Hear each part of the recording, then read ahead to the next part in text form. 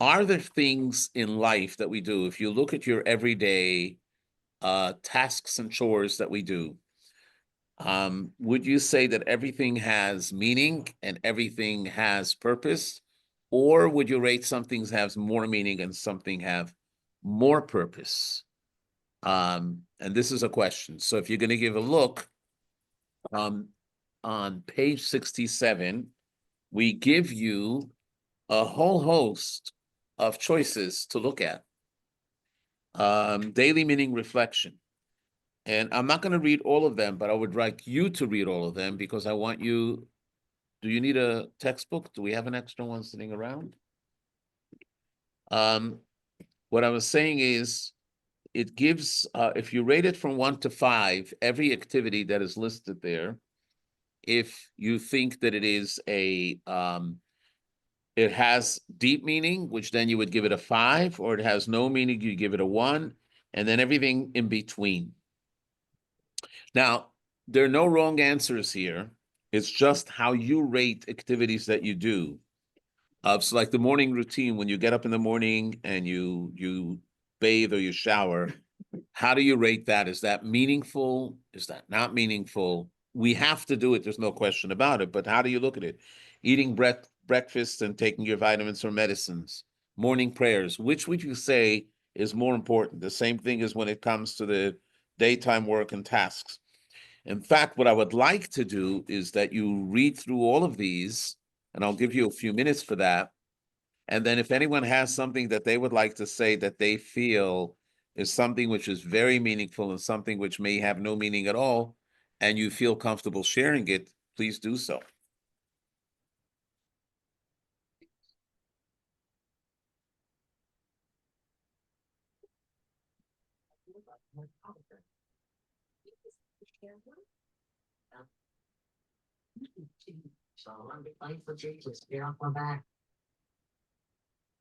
I'm sorry? All 3 pages. Yeah, I'm giving you some time. It shouldn't take that long to go through it and guess all the people that are online. You also have the textbooks. It's not a deep question. This is not a question that you're going to pass a grade. It's just for yourself to be able to reflect how you view each activity. Are you sure? If you want a little algebra, I'll give you a banana. Now we're reading from Matthew 4. Georgie, why don't you get us started on verse 17? Yes, you. Okay.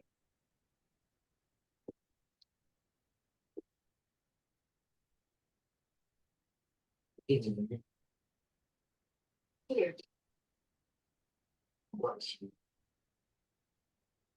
Okay, here we go.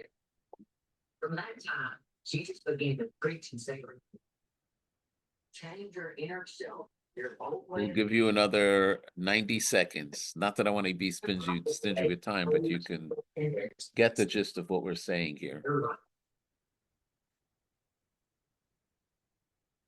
You know that I'm looking for some books on education here, but I'm trying to know the techniques to teach some of the folks that you might help out of them. Wow, there's a lot writing in stupid. You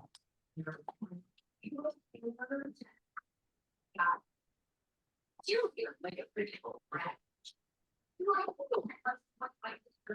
Okay, so we're going to stop the exercise. Does anyone have any ideas or thoughts that you would like to share? Do you feel comfortable? If not, that's okay. But then I'll do a quiz. So if you looked over there, you saw that there were some things that were considered to be like routine things that you do every day. And there were some things that you do which are special, which I wouldn't say routine. So let's take a morning, waking up and taking a shower. How would you rate it to morning prayer or morning meditation? Would you say one has more meaning than the other?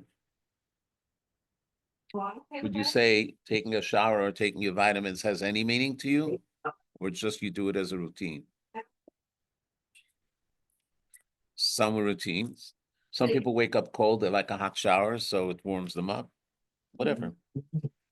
One of the things that we learn is that it's all uneven. And basically, the attitude that we have in life, even if we look for meaning and even if we look for purpose, is that we would say that a certain low percentage of activities that we do every day has real meaning and meaning that we really connect with. And a certain amount of things that we do in the day has no meaning. We do it because we have to do it. Give a look from a spirituality, from a religious aspect. How much time do people spend in prayer or Torah study on the average day? And how much time do people spend working? And how much time do people spend eating? And how much time do people spend sleeping? And the conclusion is that a disproportionate amount of time is spent taking care of our physical needs compared to the amount of time that we spend for spirituality. So in a sense, people will just say, not everything in life is supposed to have meaning. We have to have a core that gives us meaning, but not everything has to have meaning. That's the conventional wisdom.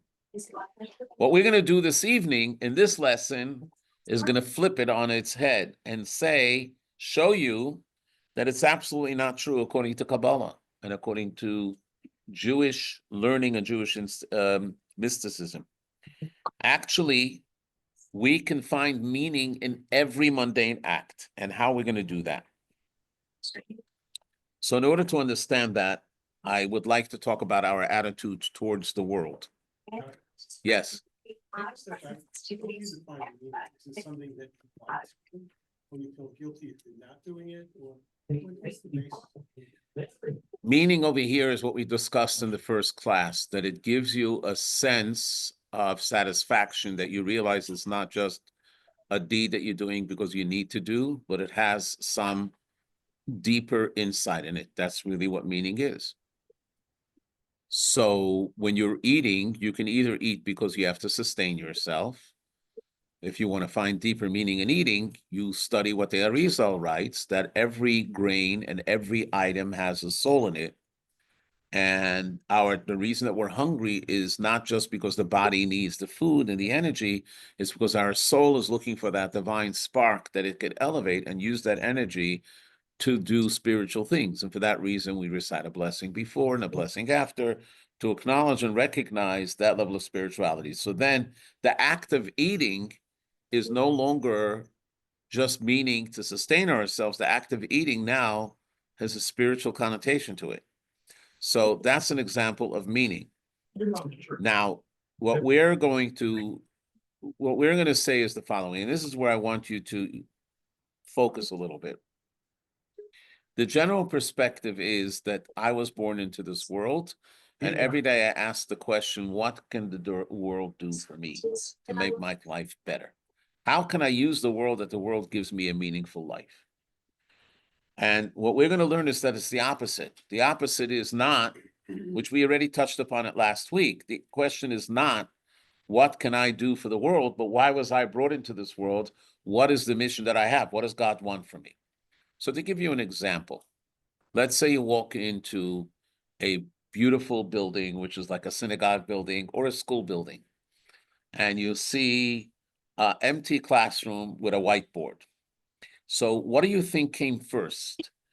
The classroom came first, or the need to teach came first? The need to teach. It's not just that because we built a building, now we want to figure out what are you going to do with the building?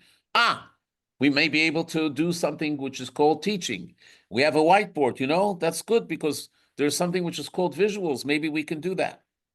The truth of the matter is that no building is built that way. In fact, an architect that is hired to do a building, what they want to do is they want to find out what your function is like. So if we're building a synagogue, we have the architect that would come and spend time at the services, come and spend time to see what's going on in our life, and then try to design the building to express what we need. If you walk into a hospital building and you walk into a room and there's part of the room that can't be used. So you'll say, who built the building this way? And then you find out that the building wasn't built as a hospital. It was built as something else, but then it was repurposed. So that means that it's not functioning properly. Where are we going with this? Where we're going with this is that when we open up our eyes and we see the world, we recognize that the world came before us.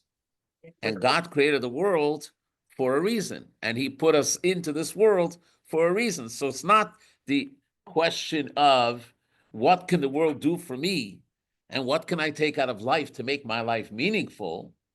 But the idea of purpose is, what's my purpose? Now, why is what we're doing this evening different than what we did last week? Because last week we spoke about general purpose.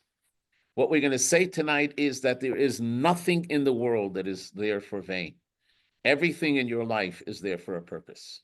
And there's not one thing that has been wasted, and it actually puts the onus on us. It's a responsibility that's for us. Because when you think about it, there's no such thing as wasted time.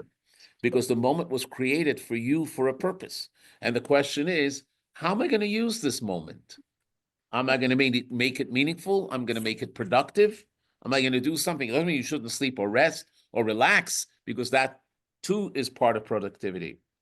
But the idea is that it's a moment. When it says about Abraham, we learned it not long ago in the Torah reading, that it says, V'Hashem berach, we read it this last week. The last Torah portion from Chayas Torah. After Sarah passed away, so he realized that he has a son and he has to marry him off. So what is the verse say? Va'avraham zakein, Avraham aged, ba bayamim, he came in his days. Va'Hashem berach osa bakol, and God blessed him with everything. And Rashi says the word bakol is the gematria, is the numeric value of the word ben. Because bakol is a bet, which is 2, kaf is 20, lamed is 30, that's 52, and the word bain, or ben, which means a son, is 52. He had a son, he had to marry him off. But then Rashi says, what is the meaning of ba bayomim, he came in his days? On the simple level, it means that he was aging. But the deeper midrashic meaning of it is that every day was accounted for. He didn't have one wasted day. And Chassidus says he didn't even have one wasted moment. Every moment was productive. So this is where we're going to go to see how even things that seem to be on the periphery, or they're things that they're accessories, or things that are there just to serve something else, have no meaning on their own, that everything has meaning and everything has purpose. And this is what we're going to explore. And for that, as I said at the beginning of the class, we're going to look at a little bit of Kabbalah too. But before we go there, I would like to you to open up the textbook to page 71 and to look at the text.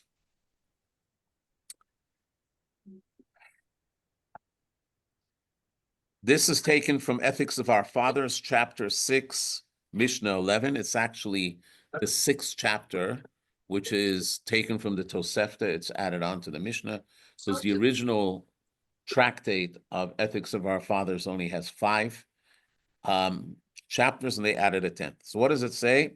Kol ma shebara HaKadosh Baruch Hu ba'olamo.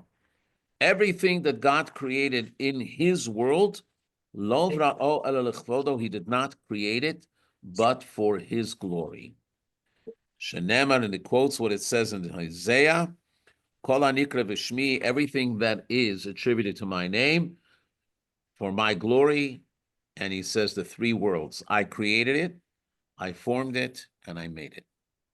There's a lot of Kabbalistic meaning to this, but we're not going to go to that yet right away. Everything is attributed to God's name, meaning that everything that was brought into existence is for what reason? So if you look up at the board for a moment, one of the things that we're saying is that purpose predates the system. What does it mean, purpose predates the system? We're like that in our life as well. You build a car because you need transportation.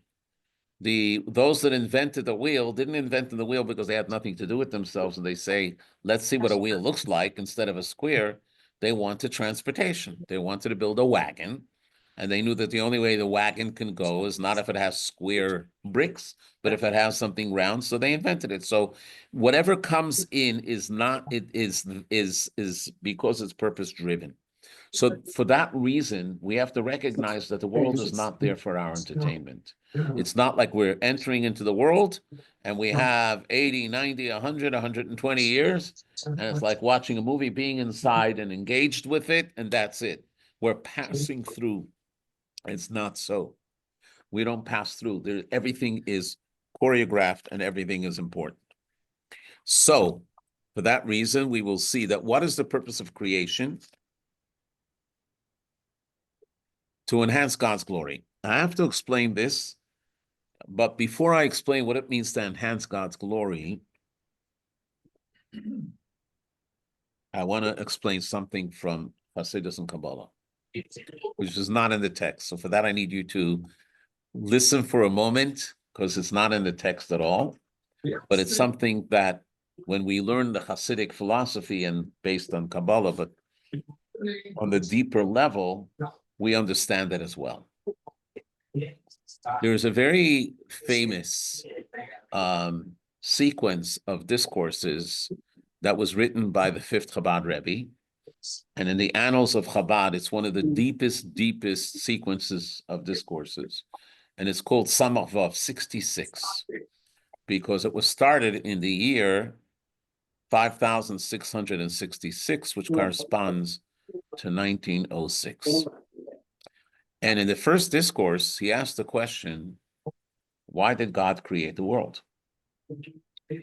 And he goes on, it's a very long, deep discourse, but he goes on to explain the following. And we have to understand this, that any reason that you give for why God created the world means to say that if he didn't create it, he would be lacking something. And that's why he created it. And that's a misnomer. You can't say that, because the completeness of God is that God is totally independent. And true independence means that he doesn't need anything to make him complete. He doesn't need anything to make him whole. He doesn't need any outside source of entertainment or completion.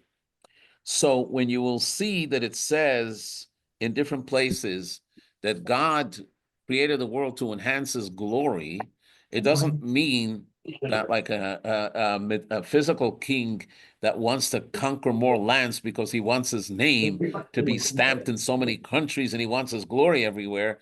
You can't attribute that to God at all. It has nothing to do with God.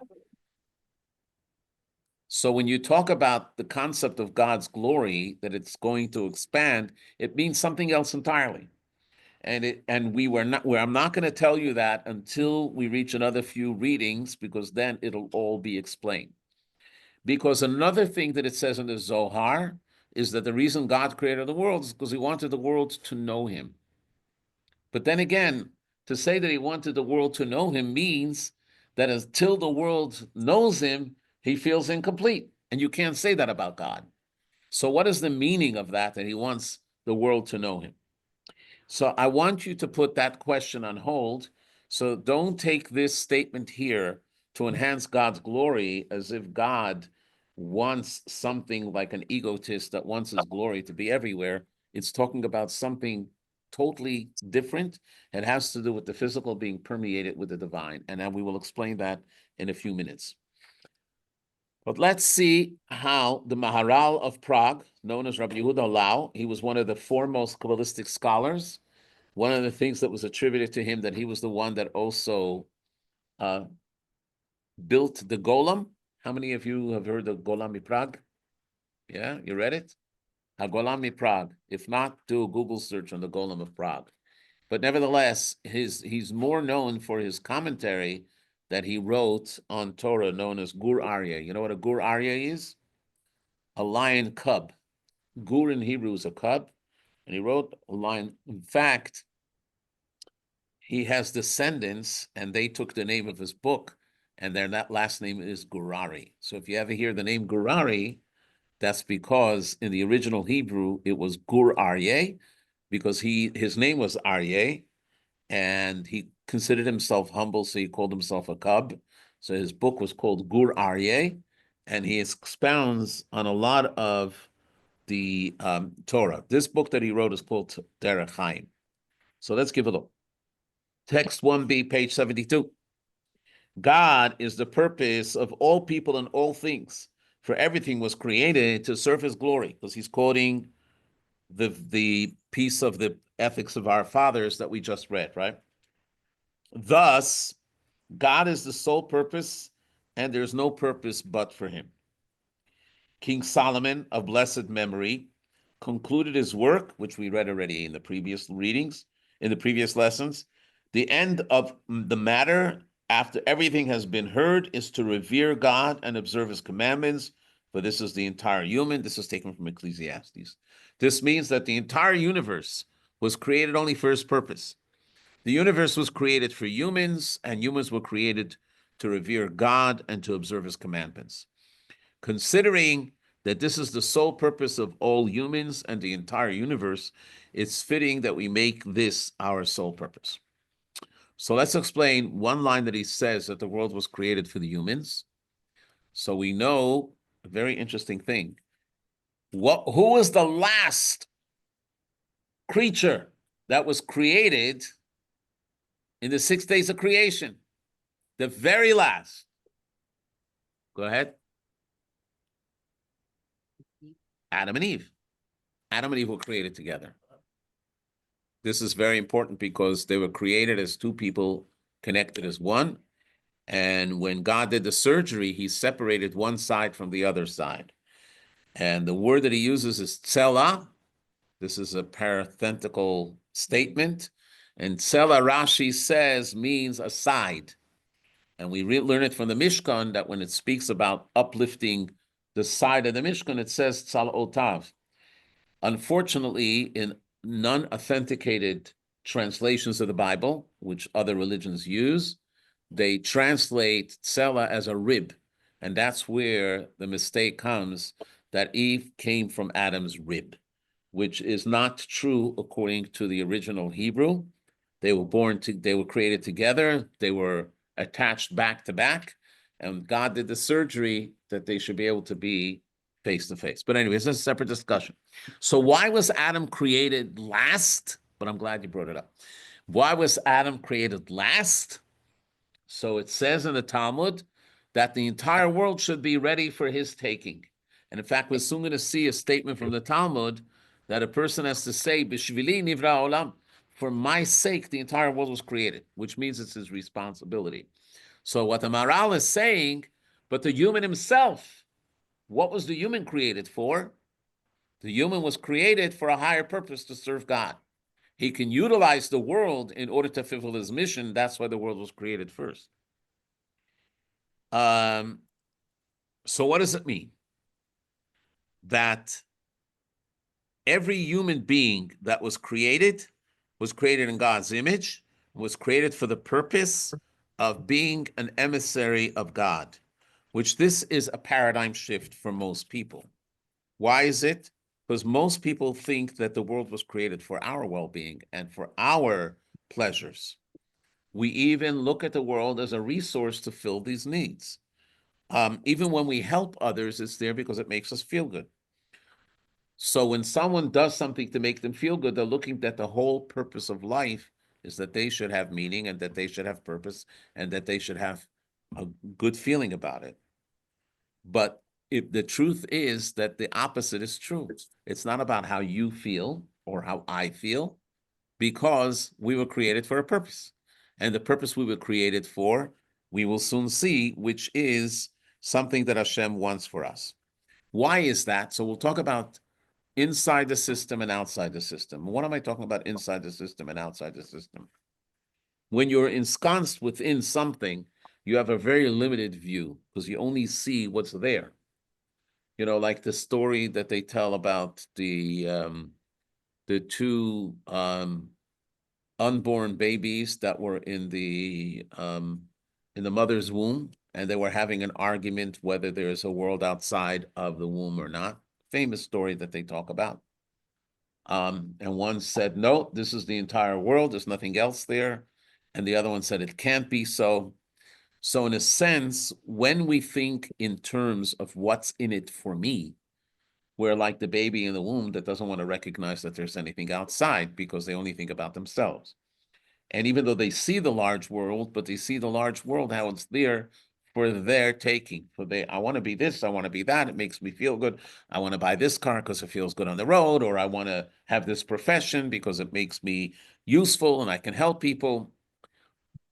But if you have what's called an outside of the system perspective, and you develop a godly perspective, and you recognize that God created a world for a reason, you see yourself as part of it. And we will expound on that in a few minutes.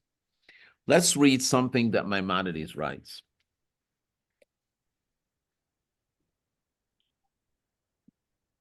Maimonides on page 74, text 2, writes, Al Yomar Adam, a person should not say, I will fulfill the mitzvah of the Torah and study its wisdom to receive its many blessings or to merit reward in the world to come.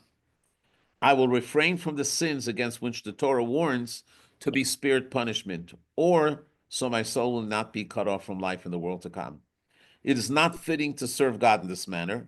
Those whose service are motivated by these factors serve God out of fear, or what he means to say also out of an ulterior motive, which is themselves. They are not of the level of the prophets and the wise. What's the story with the prophets and the wise? So if I can stop for a moment, and by the way, I timed myself. I'm not going to keep you much longer, but I just want you to know this, what it means. Maimonides has an entire section on prophecy. Now, in the Tanakh, in the books of the Nevi'im, you know what Tanakh is? Has everyone ever heard the word Tanakh? Tanakh is an acronym of Torah, which is the first 5 books. Then you have Nevi'im, which was the work of the prophets, like Isaiah, Jeremiah, and many others. And then you have the Ketuvim, which is the scriptures, which is like the Psalms or the Chronicles or the story of Esther. So there were a lot of prophets. Now, according to the sages in the Talmud, there were so many prophets, but most of their prophecies were never recorded. The only prophecies that were recorded were those that had relevance for all the future generations to come. So Maimonides asks, how did one become a prophet? We also read in the Haftorah not long ago in the portion of Vayera that there was one of the sons of the prophets. There were junior prophets in the time of Elisha, that he passed away young and his wife was a widow, right? And she had no money. And he asked, what do you have in the house? And she said, I have 1 flask of oil. And he, made the miracle. So over there, the concept is that her husband was also one of the prophets. So Maimonides asks, how does one become a prophet? And he explains that prophet, the prelude to prophecy is wisdom. And wisdom means a person has to be very wise, and they have to insert themselves into the study of Torah and the study of wisdom, and to give up all physical pleasures. They have to transcend everything and anything that's physical. They lose taste for materialism, and they're totally focused on godliness. It doesn't guarantee that there will be a prophet, but only through that can they become a prophet. And then he says that prophecy stopped. God stopped prophecy, and then it was the wise people that carried the torch with their wisdom. So he says over here that if someone serves God because they feel that it enhances their life, or it gives them a high by studying Torah, then they're not at the level of the wise and the prophets, because there's a selfish attitude here. Even though it's a very holy selfish attitude, but it's still for self. The true idea of wisdom is to transcend self and to understand what purpose ultimately is. So, to put it in simple words, the general attitude that you have when you to speak to people that are not educated in Torah, or even if they're educated in Torah, unfortunately, there are even a lot of Torah scholars that are like that, but they're not educated in the inner aspect of Torah. So their question is, what can God do for me? What does the Torah do for me? What does observing a mitzvah do for me? But that is the question that we should not ask. After learning what we learned this evening, the question is going to be, what can I do for God? What is my mission? What do I have to do? Now, I have to say, some people look at that attitude as surrender, and you're entering into some sort of cult or something. The truth of the matter is that it's just the opposite. You realize that your existence is part of a grand cosmic story. You're part of Hashem's story. That's why you're even more important than what you thought about before. Because before it's only you yourself that's important for your selfish needs. Now you realize you're part of a huge dream of, I shouldn't say a dream, a huge vision that God had, and he allowed you, he created you, as we read in last week's reading from Rabbi Cook from Israel, that until you were born, there was no need for you. And once you were born, you realize that there's a need for you. And this is what it is. You now are ascending to something which is so much greater. And it's part of the collective mission of God. And therefore, everything that happens in your life has meaning. And the ramifications of that meaning is not only for you and your family, but it's actually for the entire universe. And it's the opposite of surrender. It's actually ascending to a higher level and a higher purpose. And you know what? There are coaches that speak about teamwork. There are coaches even in sports that say, stop just thinking about your own accomplishments. Start thinking about what the collective can do. How much more so in Judaism? Because it's the collective of why we were created. So this brings us to the idea that there is a purpose. Now the question is, what is this purpose about? And actually, it comes from a midrash. If we say that God is not dependent on anything, and God doesn't need anything, so why did he create us? Now, I also want to use this opportunity to bring out something which is called God's desire. Because if you give a look at the reading, and this is also on the board, so it's easier, that when God created the world, it's on page 76. When God created the world, he desired to have a dwelling place in the lower realms, just as he has in the upper realms. In other words, he wanted a home in this world. I will explain that in a minute. But before we go there, the word desire is very, very important.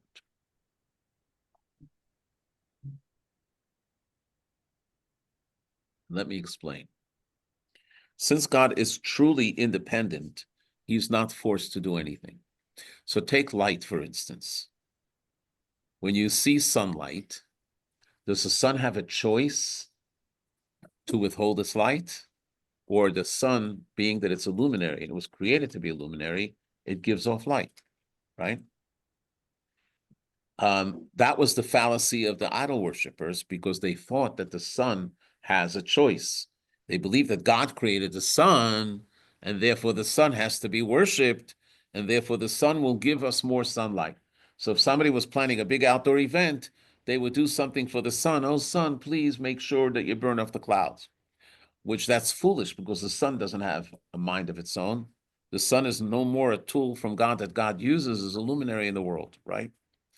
Now, we all know that light emanates from God, because God is the ultimate source of light.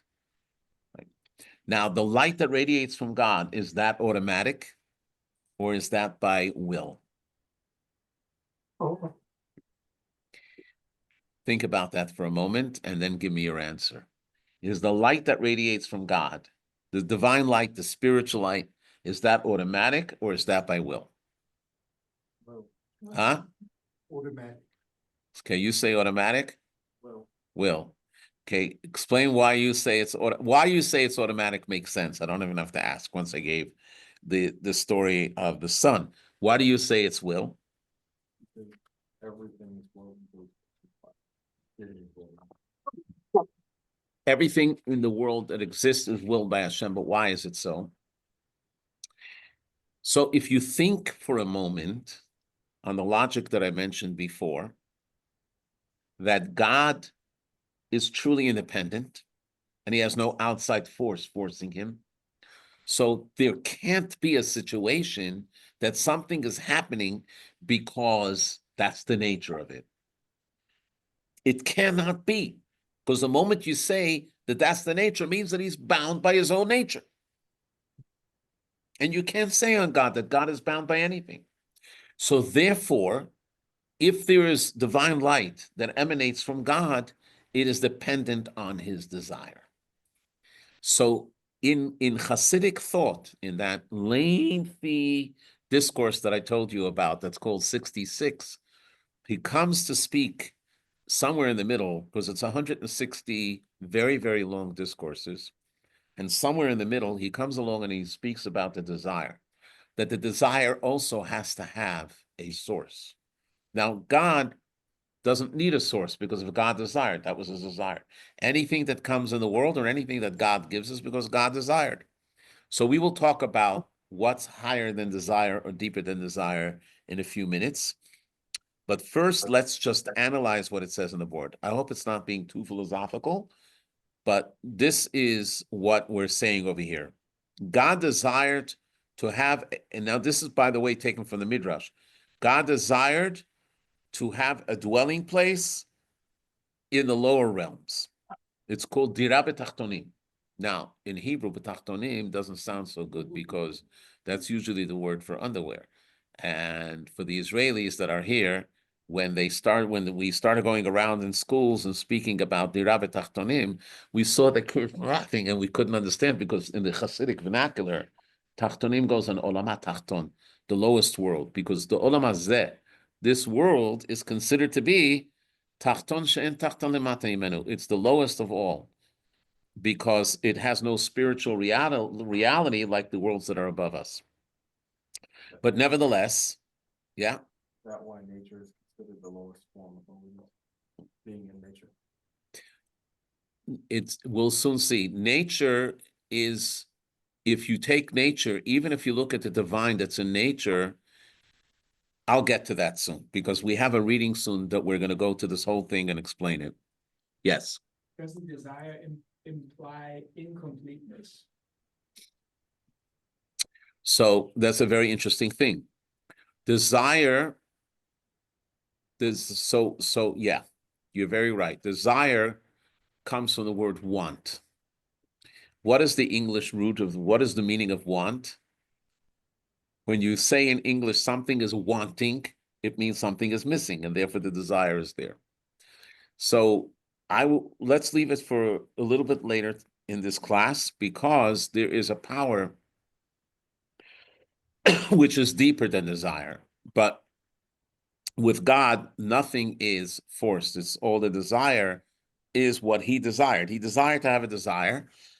Desire comes from something wanting, which is inner delight. But this inner delight itself is not automatic, but it's a desire that God had, because it doesn't bring any completeness. But it's very, very good question. So everything by God, nothing by God is forced. He decided that he wanted to desire, therefore, and actually it's very interesting. I'm sorry, when you look in the Kabbalah of Arizal, the Lurianic Kabbalah was the first Kabbalah that really expounded to this in a very, very broad way. And it was written down by his student, Rabbi Chaim Vital, in a sefer that's called the Eitz Chaim. And in that quotation, it says, oh, you're so kind. It says, Kisha'ala bitzono.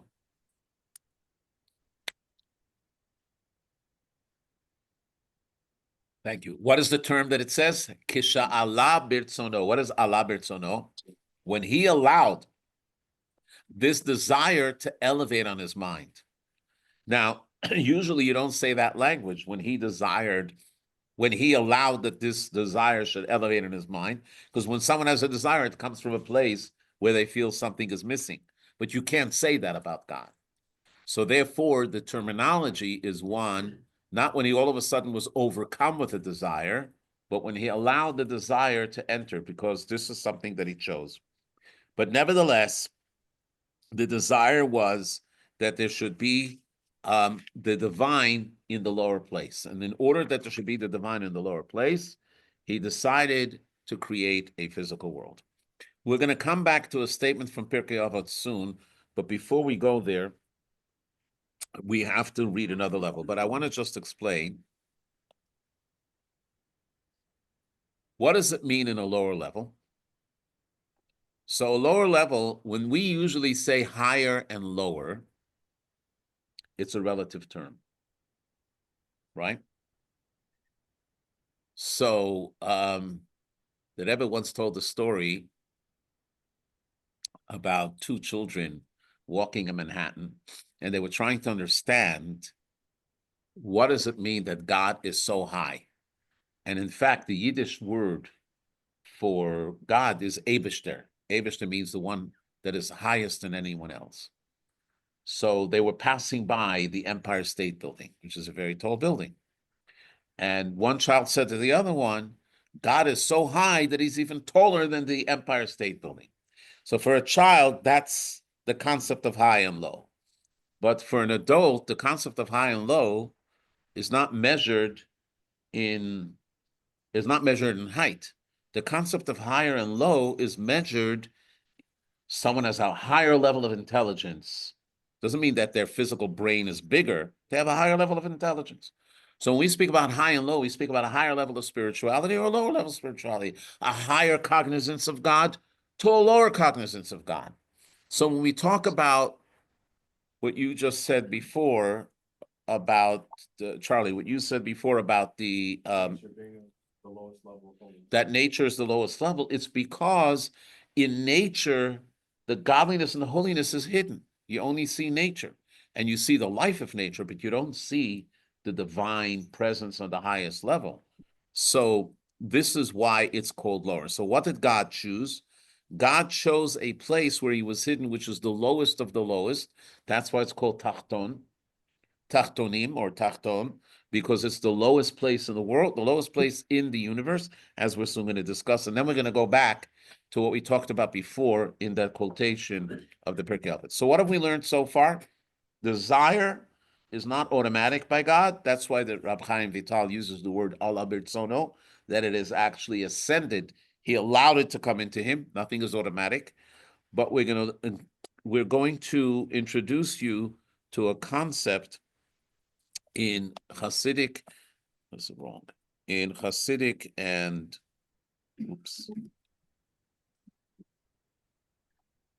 in Hasidic literature, and that is something which is called the order of Hishtalshalut. Seder HaHishtalshalut. I don't know how many of you've heard those terms, Seder HaHishtalshalut or the word Hishtalshalut. Okay. So in English here, we translate it as a chain-like progression. But the concept of Seder Hishtalshalut is already found in the early writings of Kabbalah. And this is the idea. The idea is that the divine that God allows to emanate from him is so powerful that it's infinite, right? So the light that comes and shines from God is an infinite light. The world is a finite place.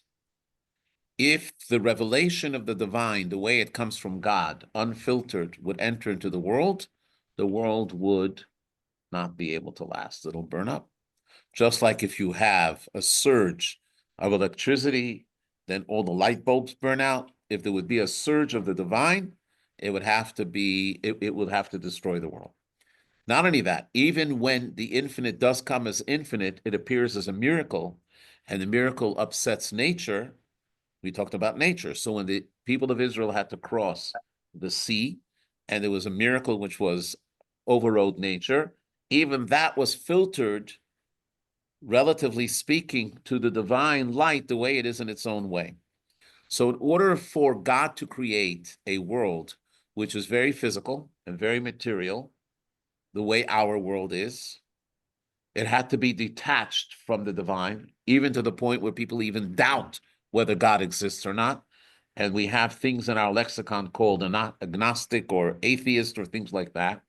So he had to hide that light, but the light still had to be there to give life to it. So what he did was he created a chain-like progression, one level and then another level and another level. Now, until the Arizal came, the Arizal is Rabbi Yitzchak Luri, who lived in Sfat in Israel, people didn't know the mechanics of how this light descended from one level to another level. And he introduced he revealed the concept of tzimtzum. And tzimtzum is the condensing of the light, which has two parts to it. It blocks out the light that's very powerful, and then it allows a smaller light to filter through a filter like a screen in order that it should be reduced. That's called the Seder Hishtalshalut. And it comes through many, many, many levels. In fact, we read before that everything that God created, formed, what was the term? And in Hebrew, I know that I got to see it in English. Just give me a second. In English, it says everything that God created and formed and made it. It's called Bria, is creation. Yetzira is formation. Asiya is action. And we say it every morning in the morning blessings.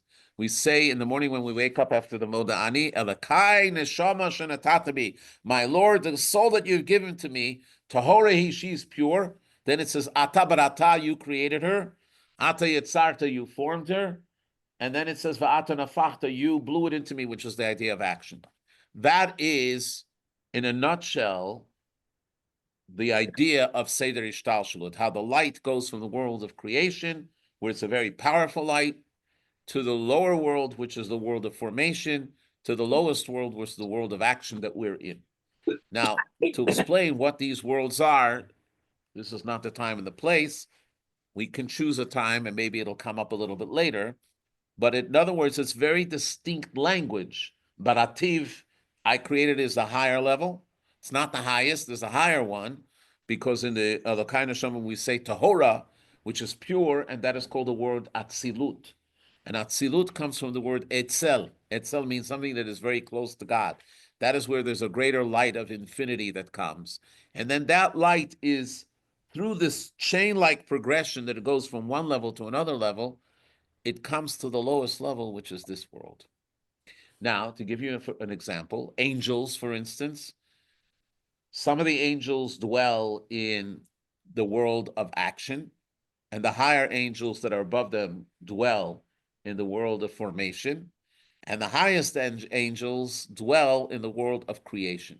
And in the world of creation, they have the understanding, they have the comprehension that they can comprehend God.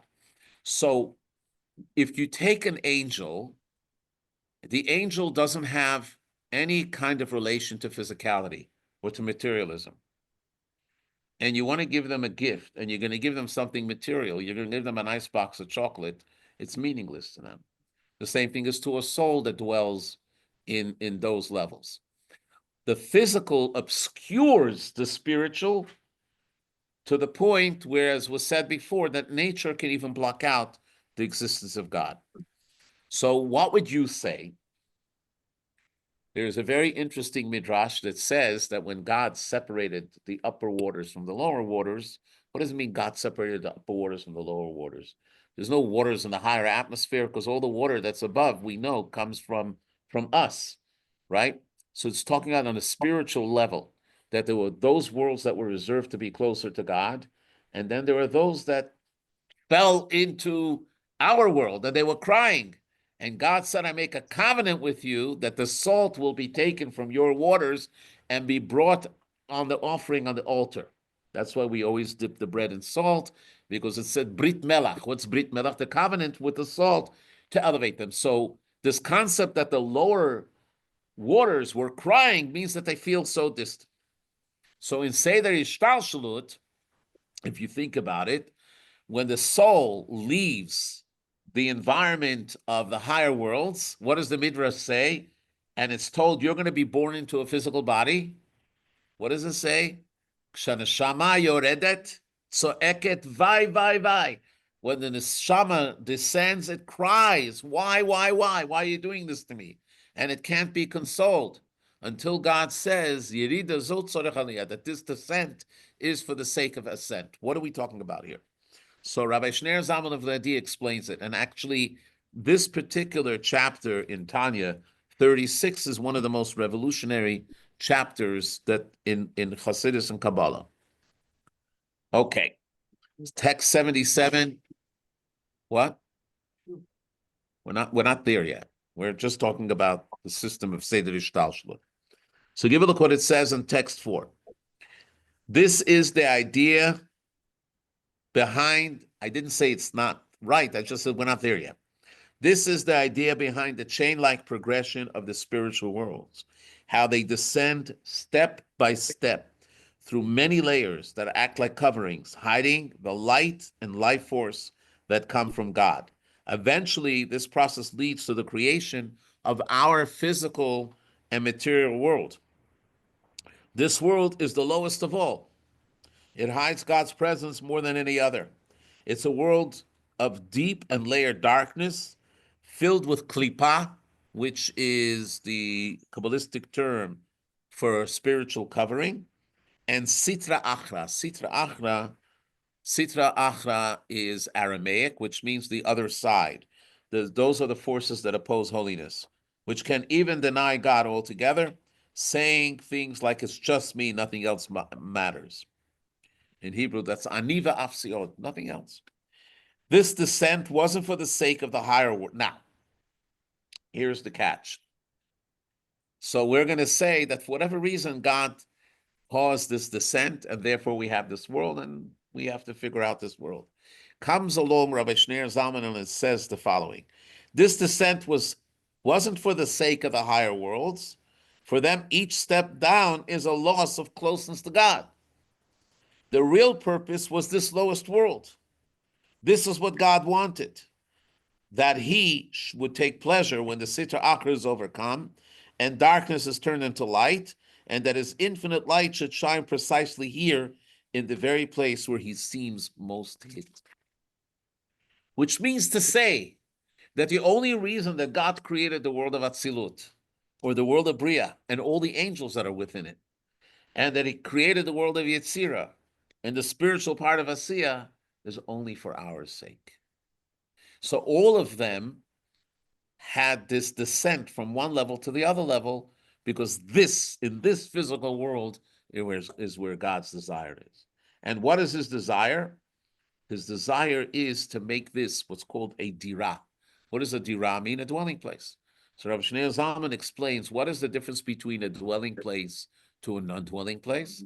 When you come home, that's where you feel most comfortable. When you come home, you don't pretend for anyone. Your essence is there. It doesn't make a difference what you wear, what you don't wear. It doesn't make a difference what makeup you put on. It doesn't make a difference how you look.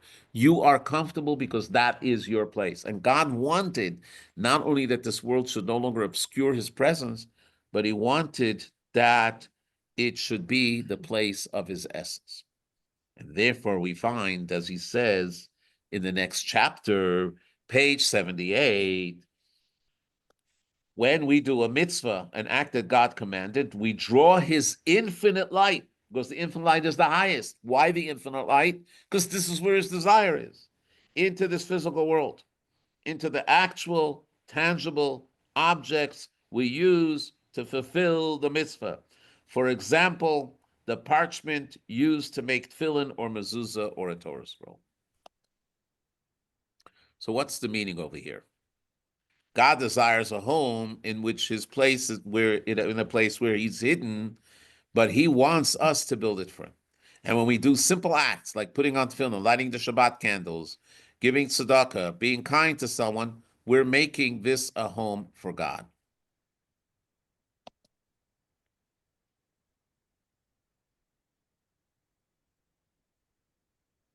Okay, I want to handle one more thing before we go on with this, because this is quite important.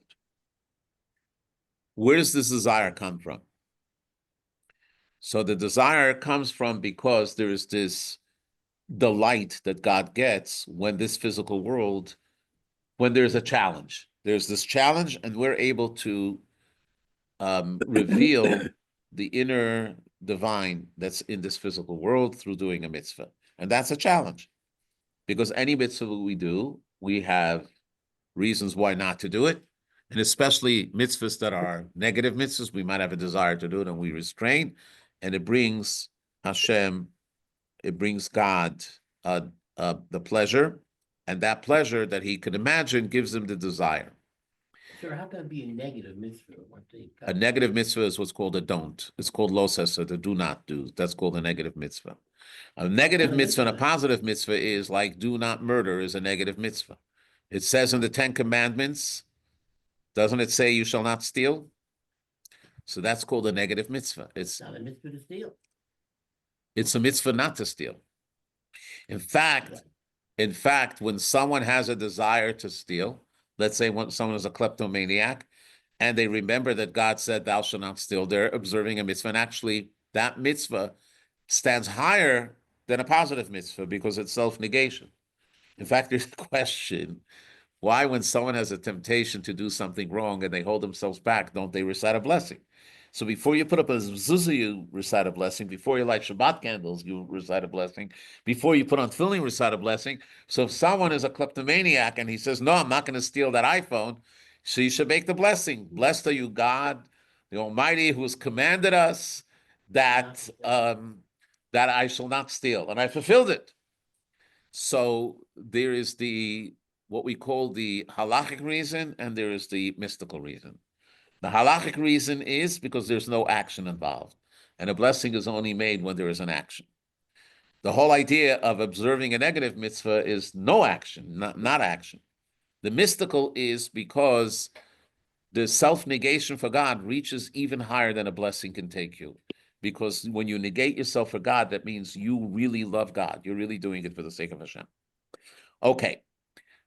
Anyways, I just want to say one statement that's known in Chabad, that Rabbi Sholem Ber, the fifth Chabad Rebbe that wrote the long discourse that I was telling you about, which we call 66, says at the end of the day, you can't ask a question because we don't understand, and it's called a fatayves kenkashenisht. On that kind of desire and that kind of pleasure, we don't understand why God wanted it, but he wasn't forced into it. This is something that he wanted. But we know this is the challenge. Okay, let's give a look at page 80.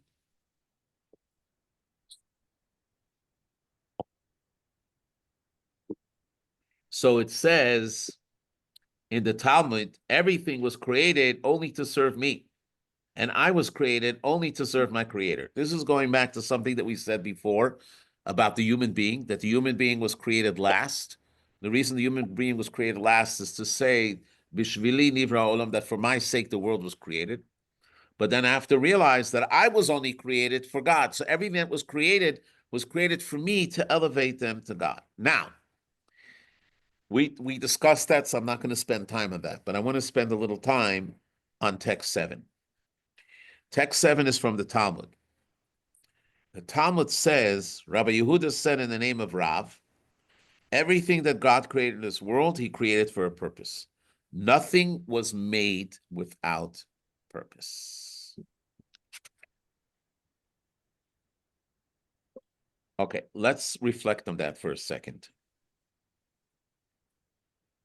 That is a bit of a paradigm shift. If you say nothing was created without purpose, in medicine, there was something which was called the appendix. Do you remember that language? Someone had an appendix attack. And what was that really in medical terms? Right? In the side. Very painful. I had it. So why did they call it an appendix? In Yiddish, they used to call, huh? But why do they call it appendix? You know what they used to call it in Yiddish? The blinde kishke. You know what blind means? Blind. It had no purpose. It just was there. Today, medicine has figured out what the function is. Judaism never, even though they said it in Yiddish, but Judaism never accepted it. If God put it there, there's a purpose for it. You can live without it because then God decided you don't need it. And we can compensate for it. But its purpose, its creation is for a purpose. You can't say that anything in life and anything in the world has no purpose. Everything has purpose. But if we use it properly, then we're able to elevate it and find the purpose in it. So let's say you are traveling somewhere and you have a delay and you're frustrated Hey. with delay. Or you come by plane and I'm you doing land. a Yeah, course yesterday I had to be to in New York Lovitch for another and 30 I had minutes. this Can I call you important back? meeting that I had to attend and I choreographed it all Okay, thanks, exactly. The Andy. plane landed at 9 and I was going to have a car take me and I would be at my meeting at 10 o'clock. It was very windy in New York yesterday, very high winds. When we landed at LaGuardia, the gateway, which they usually drive over and it has to, bond with the plane, could not make contact with the plane because of the wind. It took 35 minutes for the connection to be made. And everybody was standing there. And you can get very frustrated. And I was frustrated because I know I'm going to be 35 minutes late to my meeting. But I believe that everything has a purpose. And since everything had a purpose, I don't know what the purpose was, but it didn't happen in vain. Nothing happens in vain. Everything is by divine providence. So the point of the matter is that when you look at the entire creation, every part of you, everything that you do, even doing laundry, has meaning. There is a spiritual purpose there. And you can learn a lesson from it, whatever it is. But nevertheless, this is the idea of purpose. And we're going to play a video now that will emphasize this point, hopefully. There's no sound.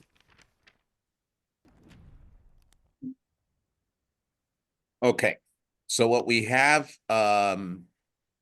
established is that everything can have meaning, but there's something even more. When everything has its place, nothing is wasted.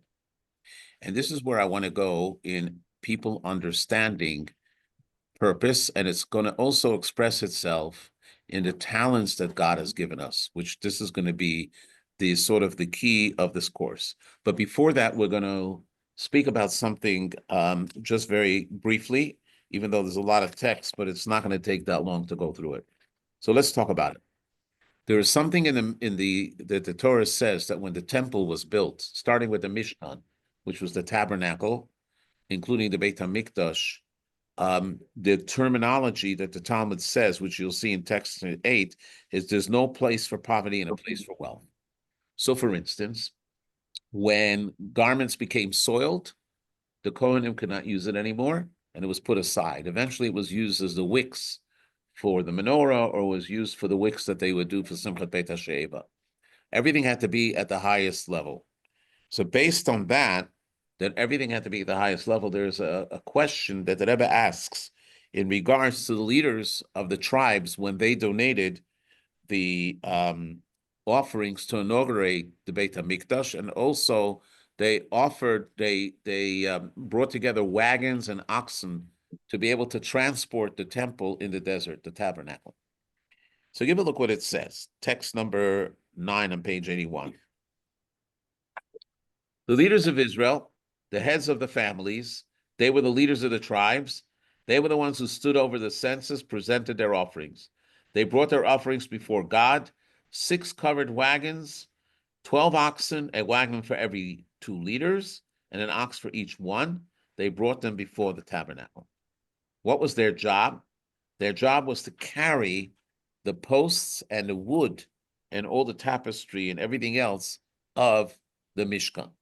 So think about it. There were 50 massive gold-plated cedar planks that formed the walls of the Mishkan. Each of these planks was 15 feet tall. They had 100 silver sockets for these planks, each weighing about 100 pounds. They had 60 poles that held up the fabric in the courtyard.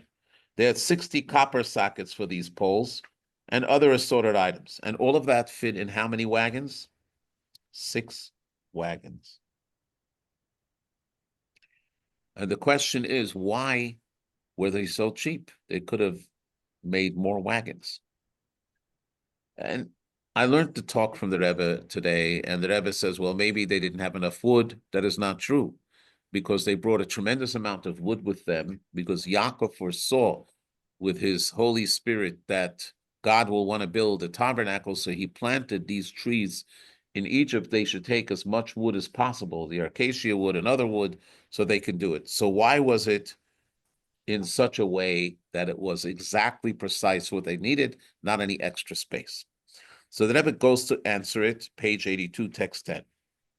Although the service in temple was carried out with richness and grandeur, there was never any waste. God forbid. It was clear that every detail served a specific function and fulfilled the unique purpose for which it was made. That's why, if 12 oxen and 6 wagons of specific length and width were enough to transport the tabernacle, there was no need to bring more. Any surplus material had to be directed towards another need within the tabernacle. An extra wagon would serve no purpose. What does this mean? So the Rebbe learns a lesson from it, as I told you, it's not going to be very long. Page 83, text 11. It is basic human nature that before I go there, basically everything in life, from the moment you get up to the moment you go to sleep, is choreographed. Whether you like it or not, God gave it to you for a reason. And in God's mind, God can already see how you're going to utilize it. It's our choice whether we use it in the proper way or whether we don't use it in the proper way. There's nothing extra that was given to us. So when someone says, I have an extra hour, what am I going to do with it? I remember somebody called me. They had a plane delay, and he said, I have a few hours to kill. Can I come and spend it with you? Now, if you would say, this is a very, very famous story with, sorry about that. Can you all mute yourself because it interrupts a little bit? Anyways, I can actually lower it now. So there's a very famous story there's a gem video of it, that the women of Chabad have a midwinter convention, and one year they had it in Michigan. And they finished the convention, and they were at the airport coming back to New York. But there was a major snowstorm that blew into New York, and it closed all the airports. And they all wanted to get home to be with their children. So one of them called the Rebbe's office and spoke to one of the Rebbe's secretaries, Rabbi Klein, and said, please ask the Rebbe for a blessing. We should all be able to come home on time because we're stuck in Detroit airport. 5 minutes later, they call back, and Rabbi Klein says, I was by the Rebbe, and the Rebbe said he doesn't understand the word stuck. Takua. Takuyim. We're Takua in Detroit. I don't understand the idea of stuck. There's no such thing as stuck. You just had a convention for 3 days where you spoke about divine providence and you spoke about what the mission of a Jewish woman is. And here you have 8 hours till the next plane goes out. What are you going to do with those 8 hours? How are you going to inspire Jewish women in Detroit to actually come closer to Judaism? Well, after they heard that message, they all scattered to every mall and every campus they can find. And they were doing whatever they can to spread Judaism. That they say that even till today, there are some people when they met then that are still connected today. So the idea that there is something which is waste or something that is meaningless doesn't exist. Everything has a purpose. Now what the Rebbe is saying is something which is even more than that. How do you find tranquility in your life? The only way you find tranquility in life is when you're in sync with your purpose. Let's give a look how he writes it in text 1183. It is a basic human nature when a person doesn't feel purpose and the goal of life, that I was created only to serve my creator, they cannot experience real inner calm and peace of mind. That's because the constant changes in time and place, along with the endless details and sub-details of life, create ongoing tension and instability that fragment the person. We know what that is. Unexpected things that happen, things that don't go the way you wanted. And there's burdens here and there's burdens there. Everything that comes all of a sudden, it makes us crazy, right? But and that's why people want to escape. The Rebbe says escaping is escaping the problem. You're not going to solve it that way. But when a person becomes aware of the goal, the purpose and meaning behind all those details, it brings a deep sense of calm. That calm transcends the movement and fluctuation of life's particulars, and it leads a person towards wholeness. It's obvious that a person functions with greater integrity and balance when they have such peace, both peace of mind and peace of body. So what's the meaning of this? The meaning of this is that we have to be able to recalibrate ourselves and understand that we're here for a mission, and everything that happens in life and even the challenges that we have is part of our mission that we have to fulfill. So don't get frustrated with it. Don't get upset with it. Ride the wave and try to figure out what you're going to do with that to make life for you or someone else better. Just another very quick short story. There was a man that was a Holocaust survivor, and he was going to travel to Israel, and he made a vow never to go to Germany, never to be in Germany. To him, Germany was the cursed land. And he went in to see the Rebbe, and then all of a sudden the Rebbe gave him a Tanya. That's the book that we've just read from, pocket size, and he said, here's one for you. Then he gave him another one. He says, what am I going to do with the other one? He says, you'll find purpose for it. Anyways, they were flying to Israel, and when they were over Europe, the pilot gets on and says, we are detecting some signals that say that we might have some engine problems, and in order to be sure, we have to check it out, and we're going to land at the closest airport, which happens to be Munich, Germany. So they landed in Munich, Germany. This guy was like, couldn't come to himself. But anyways, they landed, and they were all told to deplane because it was going to be, they didn't know how long it was going to take, and the air conditioning wasn't going to work. So they all went into a waiting area. They were able to get some drinks. And he was sitting there so frustrated. Why would he come to Germany when he made a vow never to come to Germany? And secondly, going to Israel, why would there be such problems? And he was all beside himself. And there in the next row, there were passengers that were going to France from Germany. They were flying from Munich to Paris. And you notice one guy there wearing a beret, and they looked at each other, and there was a feeling like they had something in common. So they walked over to each other. They started speaking. They realized that they were both Jewish. They also realized that they were both Holocaust survivors. And the guy that had the Tanya was very spiritual and religious. And he started speaking to this guy. I don't want to hear from it anymore. I gave up on God in the camps. And he said, I understand you. I went through the same thing with you, but I think that you have to have a new attitude to life. And all of a sudden, he remembered that the Rebbe gave him an extra Tanya. So he says, perhaps, because the man read Hebrew, perhaps you can study this and it'll give you some guidance. And they began to discuss. He gave an encouragement. It softened this man, the other man. And as soon as he finished talking to him, the pilot came on and said, by the way, the problems were fixed. We're all going now. Let's get onto the plane. So he realized that this whole detour, to a place that he never believed that he would go to, and why it happened was all by divine providence. So everything has a purpose. Now, God in his kindness gave us a gift, and it's called the gift of Shabbat, because on Shabbat, we're able to recalibrate. And how we're going to see, this is where we actually find our purpose. Now, generally, I have to say that when you ask most people about Shabbat, what will they say? We couldn't exist without Shabbat. You run the rat race all week. Shabbat, we have a time to relax. Proof to it is that God worked so hard for 6 days that he too needed a rest, and he rested on Shabbat. Okay? But that's not understanding what Shabbat is. And a lot of people think that way. And that's not what Shabbat is all about. In fact, when you read the way Shabbat is described the first time in the Torah, in the book of Genesis, there seems to be a contradiction. Give a look at page 84, text 12a. Right? This is taken from the Kiddush, right? Yom HaShishi, Vayechulu HaShamayim V'Haaretz V'Chol Tzva'am, Vayechal Elokim B'Yom HaShvi'i Melachto Asher Asa, Vayishbot B'Yom HaShvi'i Mikol Melachto Asher Asa. How does it translate? The heavens and earth and all they contain were completed. On the seventh day, God completed the work he had done and rested from his labor. Now, what's the question that comes into your mind here? There's an open contradiction here. I want to hear what the contradiction is. I'll give you a clue. In Hebrew, you have the word vayechal, which means that he completed. And you also have the word vayishbot, which means that he rested. But what day does it say that he completed everything?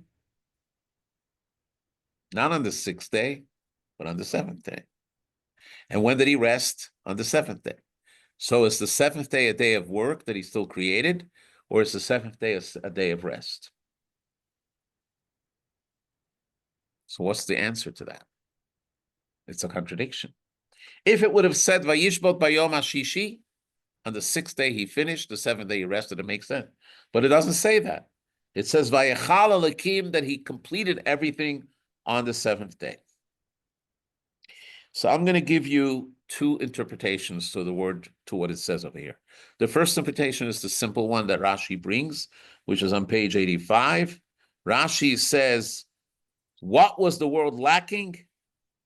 Tranquility. It says rest, but the word menucha means tranquility. The Shabbat came, and with it came rest. With that, the work was completed and finished.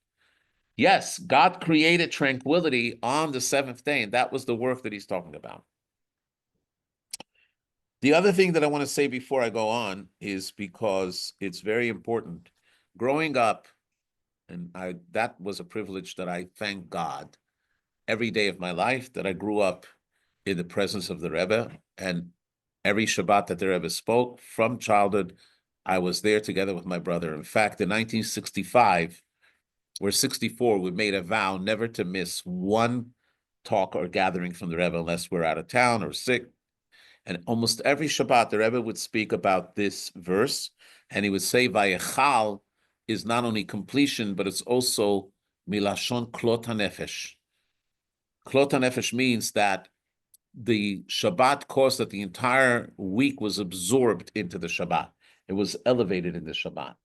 It elevated, the 6 days of the week were elevated into the Shabbat, and the Shabbat brought it holily. So what is the meaning? That's what he will explain in text 13 on page 86. Shabbat brought rest into the world. That's the tranquility. The Shabbat came, and with it came rest, because with the completion of creation during the 6 days, which is the heaven and the earth, and all they contain were completed. On the 7th day, God completed his work he had done and rested from all his labor. Something shifted. At that point, it became apparent throughout the world in every detail and across all variations of time and space that everything that was created by the one God, and that a single unified purpose runs throughout the entire creation. The purpose is beyond changes of time and place, and what it brings is true peace and tranquility in the entire world. Let's think about what he's saying over here, because this is very, very powerful. First of all, it's the break of fragmentation.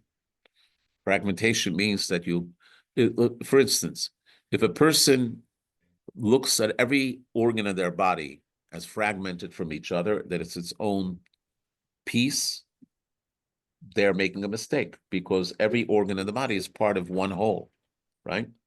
The same thing is true with the creation, even though there are many parts in the creation, but everything is part of the one God. And the oneness of God runs through the entire creation. When do we recognize it? We recognize it on Shabbat. Because Shabbat came to the highest level of elevation. It was the rest, the tranquility. This is what I like the word tranquility over rest. It brought a tranquility because everything was in sync, and there was a tremendous peace that came over the world, because the entire world entered to a higher level. So that is really what Shabbat is.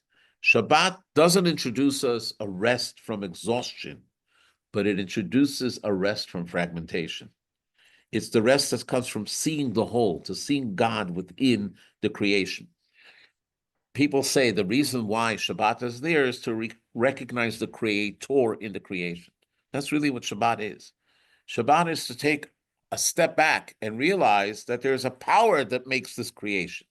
It's not just the things that we do, but there's this higher power that brought this whole world into being. And on Shabbat, we reflect on that. So Shabbat, we elevate into a higher realm. That's why we spend more time in prayer. We spend more time in Torah study. We spend more time family time. We spend more time community time, because we're transcending the regular mundane and entering into the realm of the oneness of God. And that is the idea that brings us the tranquility within our life, okay? So, yeah, there is an ulterior motive for the keeping of Shabbat, because it gives us a rest, but that's not what it is. In fact, in Chabad, Shabbat was the hardest day of work. First of all, Rabbi Shneur Zalman of Liadi demanded that if you don't have time for the service of the heart of prayer during the week, you should do it on Shabbat. So in a normal Chabad synagogue, which we don't have here, they would actually have people that would come 5 o'clock in the morning and study for 3-4 hours, and then they would be by the minyan and they would continue their prayers until 3-4 o'clock. It was a full day of hard mental, intellectual, and emotional work. They didn't think about food. They didn't think about physical rest. There was no such thing as just taking a nap and all of that. Now, when our generation couldn't accomplish that so much, the Rebbe took care of it, because after services, the Rebbe would come out and have a farbrengen. And I can tell you that in the winter Shabbases, the farbrengen would always start at 1:30. The services would finish at 12:30. So you had an hour to get ready for it, and you would do a little kiddush and eat a little kichel. And everybody wanted to be in, no one wanted to eat because you wanted to be in sound mind to be able to absorb. And it can go till 5:30, 6:30, sometimes even 7:30. In the wintertime, we would come home and have our Shabbat meal after the Havdalah service. So it was a day of hard work.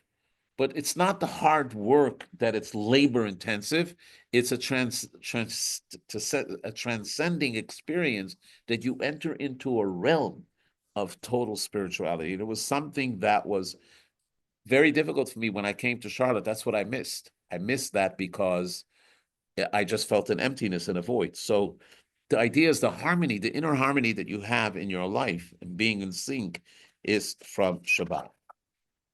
Now, in the last 5 minutes, we're going to go to what we started out with. So how do we bring it into practicality? Give a look at the board. The talents that you have are not accidental. They are specific tools God gave you to fulfill your unique mission. Give a look what it says in the Midrash, page 88, text 14. The Torah states, honor God with your possessions. What are the possessions? Most people translate it as giving your money. That's also true, but it's something more. With the skills he graced you with. If you have a beautiful voice, lead the congregation in prayer. Which means that if you don't have a beautiful voice, there are other ways that you can do things. But nevertheless, everybody has a skill. Everybody has something that God gave him as a gift. Some people, it's their intellectual capability. Some people, it's their teaching capability. Some people, it's their healing capability. Some people, it's the business acumen that they can make money and sponsor things. Everybody has a talent. Everybody has a gift. And that gift that you were given is an indicator of what your mission is. So if you have someone that is a talented musician and they become a dishwasher in a restaurant, they're actually not fulfilling their mission, because they can become a world-class musician and inspire people and elevate them, uplift them spiritually in a way that's, there was a famous, we had them in Charlotte a few times. They're no longer alive, but they were called the Piamenta brothers.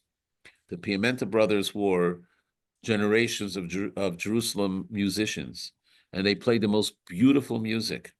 And they weren't religious until at one point, their father was a Mossad agent, by the way, and they didn't even know it. And he moved to New York and he lived right across the street of my father. The Rebbe knew it, but they didn't know it until he died. When he died in Israel, he went back to Israel. All of a sudden, all the top people of the Shabak, that's the Secret Service and the Shirut Bitroni and Mossad, they're all coming to pay respects. And they were saying, what's going on here? Oh, you didn't know your father was one of us. But anyways, they were fantastic musicians. And at one point, they became religious and they asked the Rebbe, should they continue? Because everybody knows them for their music, which wasn't exactly kosher until then. And the Rebbe said to them, on the contrary, utilize the music that you know to inspire people and bring them close to Judaism. And they did the most beautiful music. It is really, if you really like that kind of music, it was amazing. So everybody can use their talent. If someone is an artist, there was a relative of my wife's, Rab Mendelfut was his brother. His name was Hendel Lieberman. that he served time in Russia too, but he was a natural artist. And he was able to bring out Jewish concepts in art. And the Rebbe said, pursue it. That's your mission, because you're going to bring people closer to God through art. And this is what the Rebbe says on page 89. Text 15. This is a reason for everyone, every Jew, but it's also for every person. We must be careful to ensure that every ability that God has given us, even the smallest detail, is never wasted, God forbid. Instead, each one should be, in other words, each one of these abilities and talents should be used to its fullest extent for the purpose of mission for which God created us. I was created only to serve my Creator. So what's the meaning of that? The meaning of that is that there's nothing there for waste. So there's two things that I want you to take away from this. Number one, that anything that happens in your life is not accidental. It's there for a purpose, and you never know why. And even if on the surface it seems that it's a burden and it's not easy, but perhaps through that you come to a greater level. And number two is to recognize that the ultimate desire of God is this physical world. And the reason why Judaism celebrates life is not because we just have a love for life. It's because we realize it's a mission. And that every day we have the privilege and the opportunity to fulfill the mission. And therefore, when we ask for long life, it's not because we want to eat more chont or pizza or kugel and have more time to look at nature, but it's actually to be able to observe those mitzvot that we won't be able to once we die and we get the reward for it, because this is where the entire desire is. It's in this world right here. So, we never get frustrated with things that happen. We realize that everything is for a reason.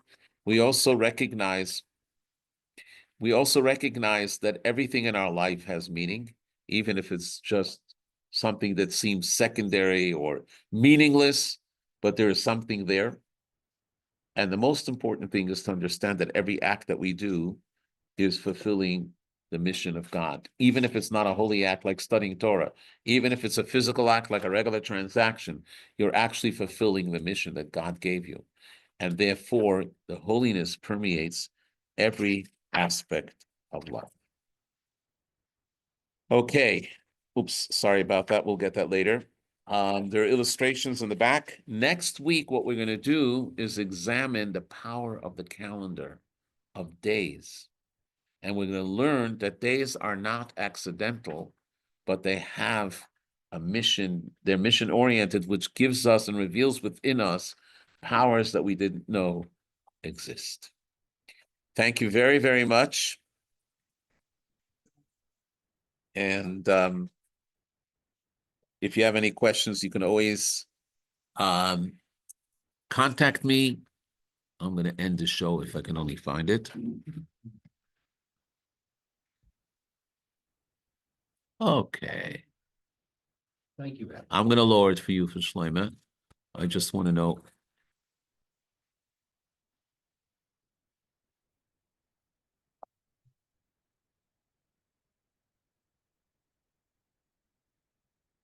Is everybody on? I don't know where everybody is.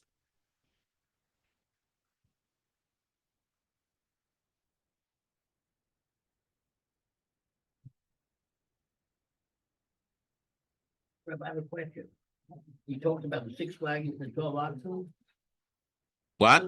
If they made a mistake and they didn't build the Mishkan with, let's say, a piece of wood fell apart, or when they were nailing it or something like that, they needed more wood to build.